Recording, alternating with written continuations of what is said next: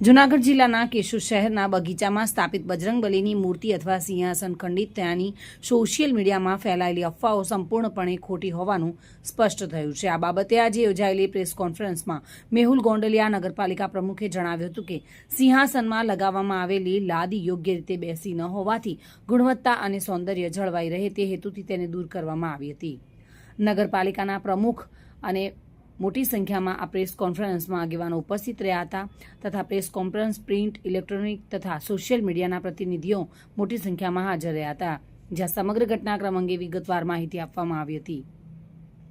મારી હારે છે પ્રવીણભાઈ, જેણે આ હનુમાન બાપાનું સિંહાસન બનાવ્યું છે। એ હવે 2 દિવસ ત્યાં જે ઓડિયો વિડીયો જે વાયરલ થઈ રહ્યા છે એ સનાતન ધર્મને બદનામ કરવા માટે આમ આદમી પાર્ટીના પ્રમુખ જે ખોટી વાતો કરે છે કે આ સિંહાસન ખંડિત થઈ ગયું છે। હકીકતમાં એવું કંઈ ખંડિત થયું નથી।